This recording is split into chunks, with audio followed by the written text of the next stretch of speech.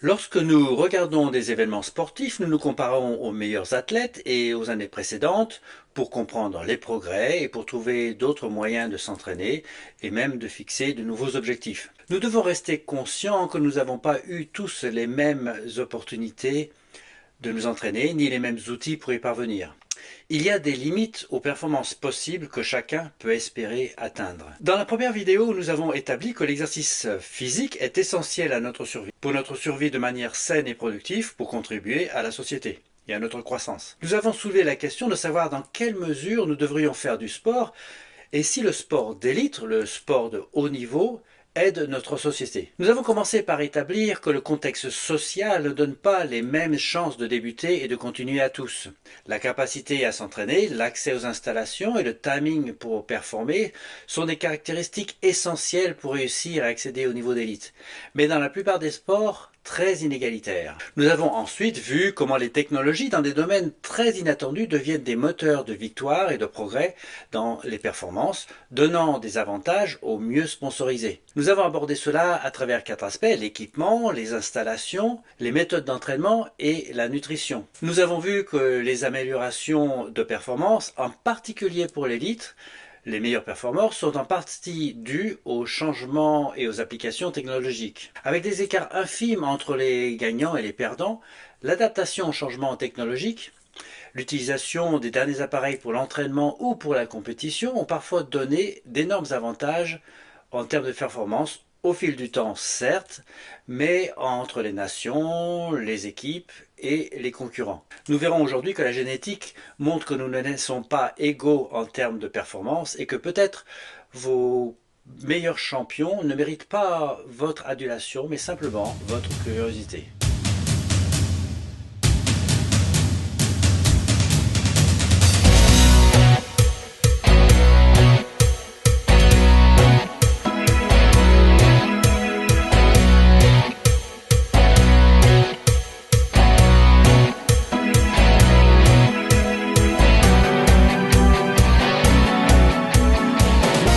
Nous sommes de la même espèce et donc nous sommes les mêmes, enfin presque. Nous sommes différents, nous ne ressemblons pas forcément et nous avons des empreintes digitales différentes.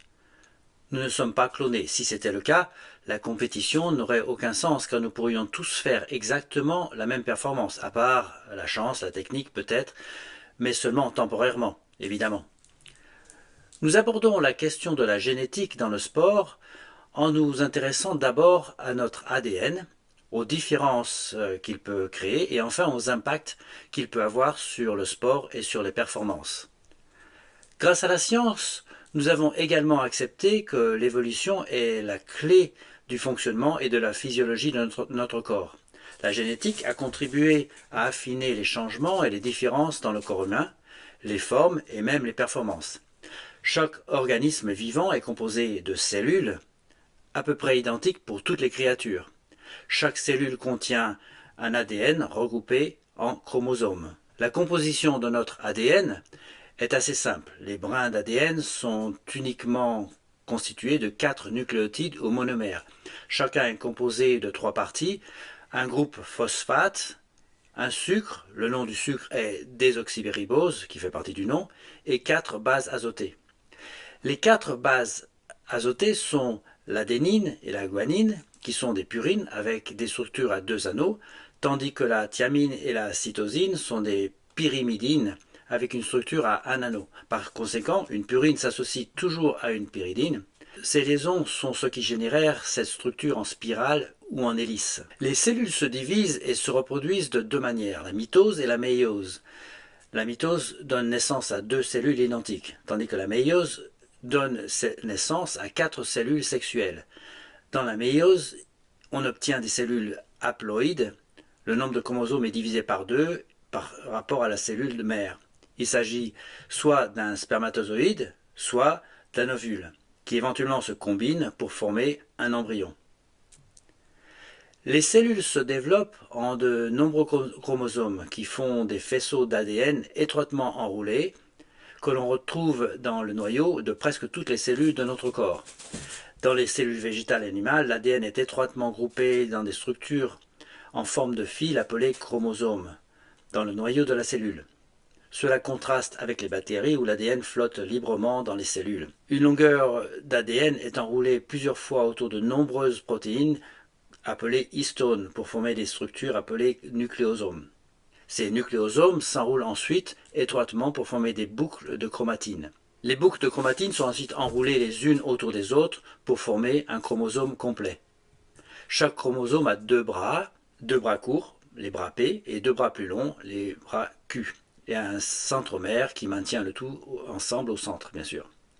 Aux extrémités de chacun de nos chromosomes se trouvent des sections d'ADN appelées télomères. Les télomères protègent les extrémités des chromosomes pendant la réplication de l'ADN en formant une sorte de capuchon, un peu comme l'embout de plastique d'un lacet.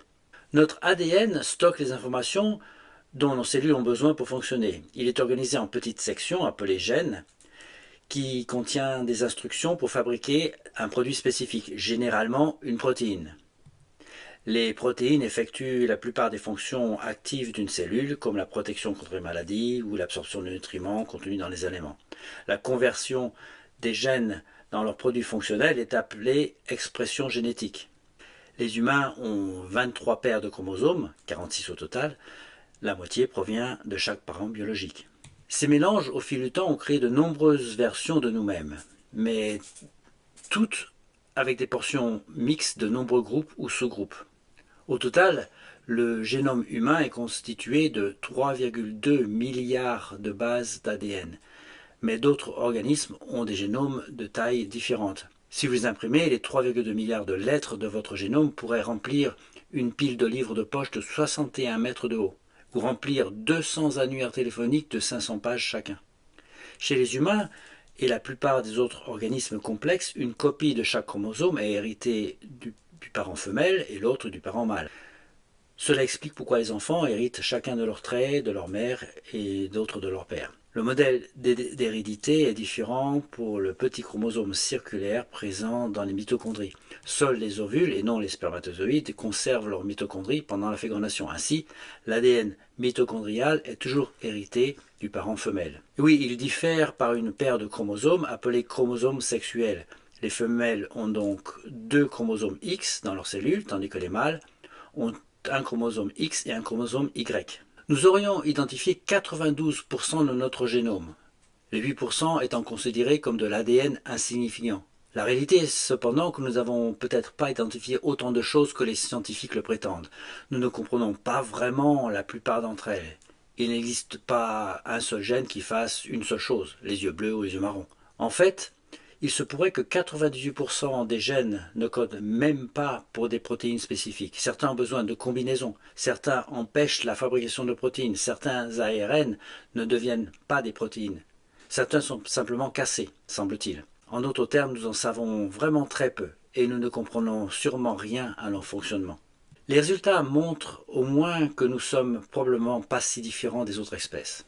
Nous avons 60% de notre ADN commun avec la mouche, 80% avec la vache et 98% avec les chimpanzés. Cependant, les dernières études semblent montrer que les humains et les chimpanzés ont environ 35 millions de différences génétiques sur une seule paire de bases et 5 millions de différences d'insertion-délition. Les humains ont également 689 gènes uniques qui ne se retrouvent pas chez les chimpanzés. Ces 2% font une différence énorme dans ce que les chimpanzés et les humains peuvent faire. Le chimpanzé et le gorille ont 1% de différence, mais ils n'ont pas les mêmes formes et ils sont de tailles très différentes. Quelle différence cela crée-t-il chez l'humain en ce qui concerne les performances? Au sein de notre race d'Homo sapiens, nous avons aussi 0,4% de différence. Ces 0,4% peuvent entraîner des variations importantes dans les capacités et les performances physiques. Celles-ci peuvent être importantes comme l'adaptation à la haute altitude, la vitesse avec le pourcentage des cellules musculaires à contraction rapide, le contenu sanguin, la force et la longueur des os et des tendons, et bien d'autres, ce qui peut entraîner des performances très différentes. Les humains appartiennent à la même race, Homo sapiens. Les différences sont des sous-groupes, mais pas des races. Le génome de chacun est différent. Pour les humains, Homo sapiens, la différence est censée être de 0,4%. Cela crée de nombreuses formes et des tailles très différentes. Grâce à la science, nous avons finalement accepté que l'évolution est la clé du fonctionnement et de la physiologie de notre corps. La génétique a contribué à affiner les changements et les différences dans les corps humains, les formes et même les performances. Nous savons que nous avons évolué pour survivre, non pas grâce à notre vitesse, notre force pure, notre taille majestueuse ou minuscule, nos griffes acérées, nos dents ou nos morsures ou piqûres venimeuses, mais simplement grâce à notre potentiel d'endurance, nous permettant de chasser la nourriture jusqu'à l'épuisement, en échangeant nos cheveux contre des glandes sudoripares dans le processus et en développant une capacité à penser de manière prospective et en groupe. La taille est la caractéristique la plus mesurable. La taille de l'homme a considérablement augmenté au cours des 2 derniers millénaires. Les restes osseux de 16 000 ans avant notre ère indiquent que l'homme moyen mesurait 1,80 m et la taille a régulièrement diminué jusqu'à 1,62 m en 4000 avant notre ère. Elle a de nouveau augmenté avec quelques variations au cours du XVIe siècle, mais elle était de 1,73 m il y a 1000 ans. La taille moyenne était de 1,75 m en 1929, la même qu'aujourd'hui. Il existe bien sûr des variations selon l'ethnie et le pays. Cependant, pour les athlètes, les tailles ont augmenté plus rapidement. Un aspect intéressant est l'évolution de l'IMC, l'indice de masse corporelle, qui a énormément augmenté au cours de la dernière décennie pour certains sports. Certaines études indiquent que l'augmentation de l'IMC ne peut être liée qu'à l'utilisation de stéroïdes. Si la taille moyenne des hommes jusqu'aujourd'hui est de 1,75 m, la taille moyenne des femmes est de 1,60 m. Cela représente une différence de 8,5 %. Il existe bien sûr des variations selon l'ethnie et les pays. La taille moyenne des hommes guatémaltèques est de 1,63 m et 1,49 m pour les femmes, tandis qu'en Estonie, elle est respectivement de 1,80 m et 1,73 m. Cela signifie que la femme estonienne moyenne est 10 cm plus grande que l'homme guatémaltèque moyen. Le sport est censé être un moyen de se dépasser, de se construire un mental et de chercher à trouver ses limites. Pour atteindre des niveaux de performance plus élevés, il faut des athlètes plus spécialisés. Il faut surtout avoir la physiologie adéquate. Les Allemands de l'Est l'ont bien compris dans les années 70, ce qui peut être louable en soi. Pourquoi faire croire à un enfant qu'il sera un grand basketteur s'il ne mesurera jamais plus de 1,70 m, ou un gymnaste acrobatique s'il mesurera probablement 2,10 m? Les différences génétiques sont mieux comprises aujourd'hui et le vivier d'athlètes devient universel, alors qu'il représentait qu'une infime fraction de la population il y a quelques décennies. Les athlètes des années 1920 étaient de simples sportifs dont les tailles et les formes ne différaient guère. En 1920, le sauteur en hauteur ou le lanceur de poids avaient en moyenne exactement la même taille. Ensuite, l'autosélection a continué et aujourd'hui la différence de taille est de 6,4 cm de plus pour le sauteur en hauteur et de 59 kg de plus pour le lanceur de poids. Bien qu'il existe au moins 0,4 % de différence génétique entre les humains, les différences entre les femmes et les hommes, pour toutes les espèces, sont probablement plus importantes. Il y a d'abord le fameux dernier chromosome, où les femmes ont un X et un Y, tandis que les hommes ont 2 X. Cela représente au moins 2 % si l'on prend le chromosome 46 comme base. On s'attend à ce que cela affecte l'expression des 6500 gènes de nos 20 000 gènes, soit 32 %. Il existe de nombreuses différences entre les sexes dans le fonctionnement du cerveau, et même dans sa composition identifiée dans de nombreuses études. Dans des études publiées telles que The Genetic of Sex Differences in Brain and Behavior, on souligne des différences dans l'amygdale, le cortex cérébral ou le corps calleux, la connexion entre les deux moitiés du cerveau. Cela indique ou conduit à des réponses neurochimiques différentes à la dopamine, aux opioïdes, à la vasopressine ou à la sérotonine, par exemple. Outre les différences de taille moyenne dont nous avons parlé plus tôt, d'environ 8 %, il existe de nombreuses différences anatomiques. Même dans la structure osseuse, la différence est visible.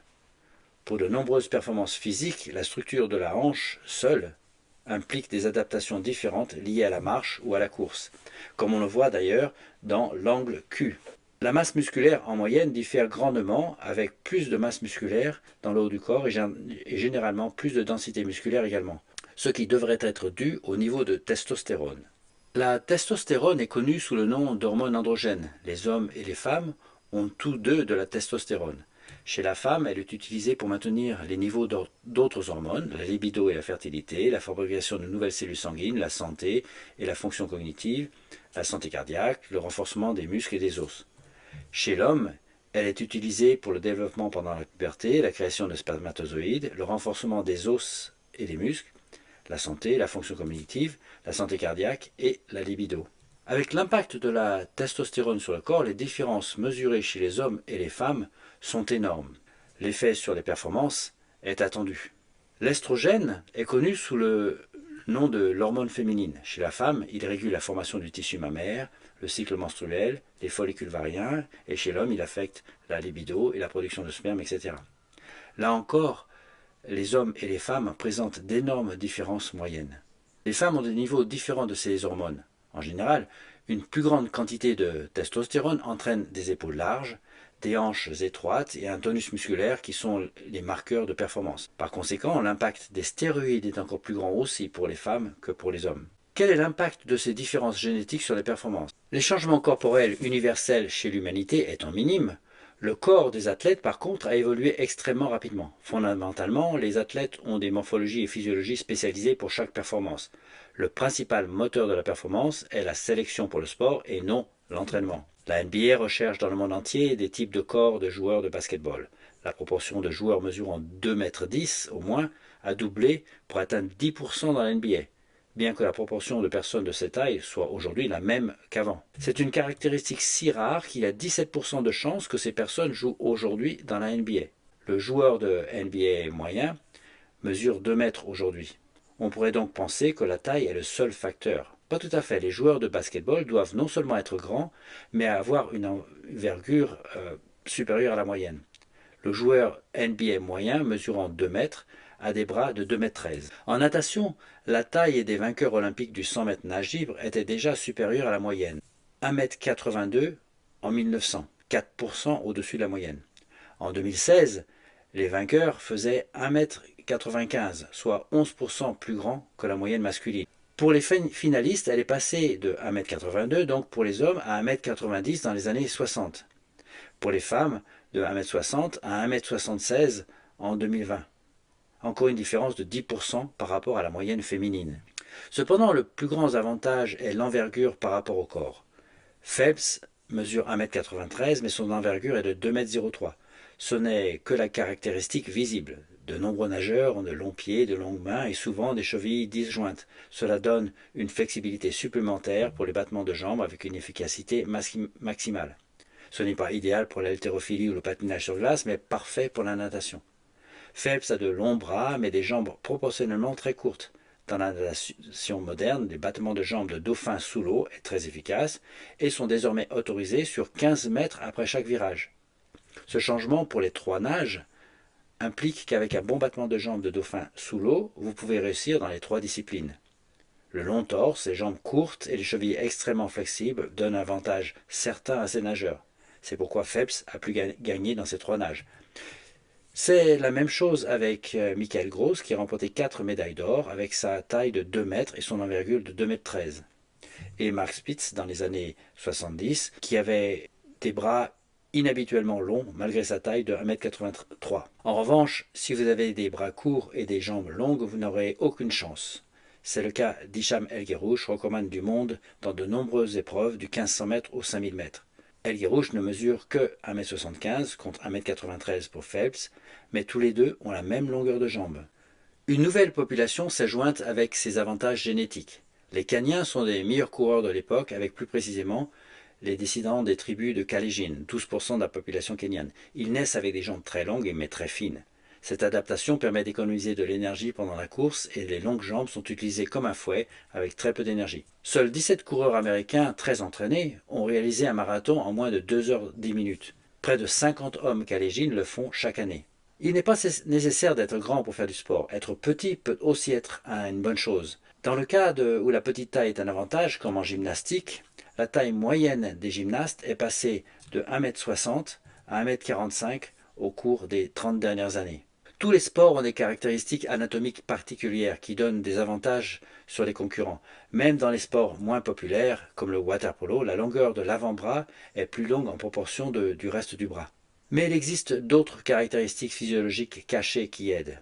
Si vous êtes né dans les hauts plateaux d'Afrique et que vous avez la chance d'avoir une adaptation génétique qui vous permet une absorption d'oxygène plus élevé que d'autres ethnies, vous avez toutes les chances de briller lors des épreuves de longue distance. De plus, si vous êtes doté d'un corps long, allongé et des jambes proportionnellement longues, vous êtes fait pour le marathon. Dans les Andes, c'est une autre adaptation à la haute altitude qui vous permet une plus grande absorption d'oxygène que les autres ethnies. Vous avez un certain avantage pour les sports de longue distance. Au Tibet, vos niveaux naturels d'EPO pourraient aider vos gènes à prospérer lors de diverses activités aérobiques. Ce n'est pas le cas des peuples originaires des plaines d'Afrique de l'Ouest qui naissent avec des fibres musculaires squelettiques, avec un pourcentage de ces fibres musculaires à action rapide bien plus élevé que les personnes d'origine caucasienne. Cela leur permet d'exceller dans les sprints et les activités explosives. C'est sans compter sur les tendons d'Achille adaptés à ce genre d'exercice qui permettent aux sprinteurs de passer 60% dans les airs après chaque impulsion. L'entraînement peut permettre une certaine compensation, mais pas la plateforme de départ. Certains attributs sont des traits facilement visibles. La taille, les types de corps, les mensurations, comme l'exemple de l'homme de Vitruve. Mais ce n'est que la pointe de l'iceberg. De nombreux autres attributs ne sont pas visibles, mais contribuent à la performance d'élite. La structure osseuse, la compétition sanguine, qui peut bien sûr être affectée partiellement par l'entraînement, mais qui est plus facile pour certains. Certaines compositions cardiovasculaires facilitent certaines performances spécifiques. La structure des tendons, la dureté ou la souplesse, ou la composition musculaire. Et il y en a beaucoup d'autres. Et bien sûr, il y a certainement de nombreux gènes dont nous ne comprenons pas les effets. Par exemple, la composition des muscles est une caractéristique génétique cachée qui peut avoir un impact considérable sur les performances. Le muscle squelettique est composé de longues cellules cylindriques appelées fibres musculaires. Il existe deux types de fibres musculaires. Fibres rouges à contraction lente qui utilisent efficacement l'oxygène pour générer de l'énergie, c'est le type 1. Et les fibres à contraction rapide, type 2, qui se déclenchent plus rapidement, ce qui permet de générer plus de puissance. L'alpha-actinine 3 est une protéine codée par le gène ACTN3, appelé gène du sprinter, gène de vitesse ou gène de l'athlète, situé sur le chromosome 11. Toutes les personnes possèdent deux copies allèles de ce gène. Pour les performances de sprint et de powerlifting à un niveau d'élite, les variantes RR et RX sont meilleures et semblent être liées à la récupération de l'exercice et à un risque de blessure plus faible. Le polymorphisme de l'alpha-actinine 3, ACTN3, a été rapporté dans plusieurs études dans les associations liées à la performance physique chez les athlètes d'élite et la population générale. L'allèle 577R étant associé à une augmentation des performances de sprint, tandis que la variante R77XX a été rapportée comme étant trouvée à une fréquence réduite chez les sprinteurs et les autres athlètes de puissance. Entre les nations, la répartition des allèles est remarquable et donc la propension à exceller dans des sports ou des performances spécifiques. Certaines nations ou descendants de celles-ci ont une concentration extrêmement élevée de l'allèle RR et ont donc beaucoup plus de facilité ou de performance dans les sports de sprint ou d'accélération. Tandis que les Asiatiques, par exemple, semblent avoir plus d'allèles de la variante XX qui est meilleure pour les sports d'endurance. Les différences de concentration d'allèles ont tendance à orienter le succès de la performance plus que tout autre facteur. Avec RR, vous réussissez certainement dans les sports à intensité élevée. Avec une concentration mixte ou moyenne, vous pourriez être limité dans certains sports. Avec concentration XX, vous aurez plus de chances dans des événements nécessitant de l'endurance. La souplesse est indispensable dans la plupart des sports. Elle peut être améliorée grâce à un entraînement intensif, mais encore une fois, beaucoup sont génétiquement doués dans ce domaine également. La souplesse permet d'atteindre des distances plus élevées et plus longues et peut réduire la résistance dans de nombreux sports ou améliorer la vitesse du battement de jambes chez les nageurs par exemple. Certains sports ont été obligés de créer des catégories de poids, en général, pour donner une chance à plus de personnes. C'est le cas de la boxe, de l'haltérophilie ou du judo. Dans les plus grandes de ces catégories, de ces sports, les tailles des champions deviennent évidentes et les plus grands, les plus lourds, triomphent facilement. Pour le golf, par exemple, on a un media handicap qui sont utilisés pour égaliser les chances. Maintenant, pour la petite touche personnelle et pour illustrer le thème génétique et son impact sur le sport et le niveau élite, je voudrais partager quelques exemples qui m'ont surpris. Bien sûr, cela ne peut refléter que les attributs visibles et encore une fois en natation. La première fois que j'ai remarqué les dimensions physiologiques, c'était lors de ma première compétition internationale. En finale du 400 mètres 4 nages, j'étais dans le couloir 2. J'ai regardé le meilleur performeur dans le couloir 4. Il était à peu près la même taille que moi, mais comme il se tenait là, détendu, j'étais stupéfait de voir comme ses jambes apparaissaient courtes. De plus, ses genoux semblaient pliés vers l'arrière, un signe d'hyperflexibilité. Ses mains semblaient atteindre les genoux, donc des bras très longs. Il secoua ses bras d'avant en arrière, comme on le fait, et ses mains se touchaient dans son dos et se croisaient devant. J'étais abasourdi. Je me suis dit en moi-même, mais j'espère que je ne suis pas fait comme ça. D'un autre côté, j'aurais aimé être aussi rapide. Un autre exemple s'est produit quand j'étais sur le sol, à côté d'un collègue de l'équipe nationale, jambes tendues, dos au mur, en train de me détendre. Mes pieds étaient droits, à peu près 45 degrés. Mon collègue, spécialiste du 100 mètres et excellent en battement de jambes, avait les orteils qui touchaient presque le sol. Encore une fois, un signe de souplesse extrême des chevilles. Dans un autre cas, l'équipe russe s'entraînait chaque année dans notre piscine en haute altitude. J'ai observé une fille russe qui s'échauffait sur le bord. Elle a attrapé ses mains et les a passées d'avant en arrière. Moi, je n'ai jamais pu faire ça, même en travaillant ma souplesse avec une serviette d'au moins 1,50 m. Ces exemples m'ont clairement montré que nous ne sommes pas nés égaux. Enfin, un dernier exemple concerne mon fils qui était un peu plus grand que moi, plus souple certainement et plus rapide dans son temps. Il était excellent et faisait partie de la meilleure équipe universitaire des États-Unis. Plusieurs de ses coéquipiers étaient champions du monde ou champions olympiques. Il m'a dit qu'au centre américain de Colorado Springs, ils ont pris des mesures et fait des tests sur chacun d'eux. À la fin, ils lui ont dit qu'il n'avait rien à faire comme nageur. J'espère que cela laisse comprendre que peu importe ce que vous faites et à quel point vous essayez, certains ont juste quelques caractéristiques supplémentaires contre lesquelles vous ne pouvez jamais rivaliser. S'ils s'entraînent aussi dur que vous, et il n'y a aucune raison qu'ils ne le fassent pas, ils seront simplement meilleurs. Le sport est censé être un moyen de se dépasser, de se construire mental et d'essayer de trouver ses limites. Au fil des années, comme dans d'autres domaines, nous avons créé des événements pour améliorer les performances humaines. Avec le soutien des médias et des sponsors, nous nous concentrons sur les performances des stars qui les accomplissent. Pour atteindre des niveaux de performance plus élevés, il faut des athlètes plus spécialisés. Pour gagner et atteindre de nouveaux sommets, les athlètes ne s'entraînent pas seulement plus dur et mieux. Il faut avant tout avoir la physiologie adéquate. La génétique joue un rôle crucial dans vos chances d'atteindre les plus hauts niveaux et d'y rester. Oubliez la détermination, le travail acharné, l'équité, le courage, la discipline. Si vous avez plutôt la bonne taille, les dimensions de vos jambes, de vos bras, une composition musculaire spécifique, des compositions sanguines naturelles, de la souplesse, vous réussirez même sans faire autant d'efforts que ceux qui ont moins d'attributs. Nous avons vu que l'impact considérable que la génétique peut avoir sur les performances, c'est quelque chose pour lequel vous ne pouvez rien faire. Si vous vivez dans un monde imaginaire et que vous croyez que le travail acharné fera l'affaire, détrompez-vous. Cela ne veut pas dire que les athlètes d'élite ne font pas d'efforts. Cela montre simplement que si vous avez de bons outils génétiques, vous êtes avantagé, quelle que soit la façon dont vous le percevez. Avec les progrès du professionnalisme, la sélection génétique est toujours plus présente. Il y a 100 ans, ceux qui pouvaient s'entraîner étaient les premiers.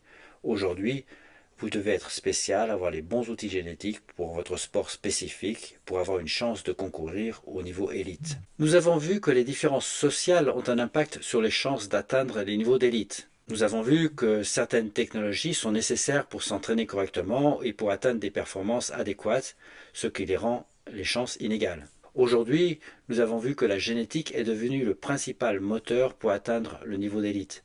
Sans une physiologie appropriée, l'homme ou la femme ordinaire n'a aucune chance de concourir à un niveau élevé, peu importe la façon dont il s'entraîne ou il essaie. Si vous osez continuer, la quatrième partie analysera ce que j'appellerais les améliorations fictives. Sous cette étiquette se trouvent tous les produits que les athlètes prennent pour améliorer leur performance. Bien sûr, certains produits dont nous parlerons sont illégaux et relèvent du dopage, mais vous verrez que de nombreux produits souvent utilisés sont détournés pour atteindre des performances. De plus, vous verrez que les contrôles et les outils sont insuffisants si vous êtes crédule ou carrément une blague si vous êtes moins méfiant. Cela donnera une vision extrêmement surprenante du sport et de certains de ses moteurs.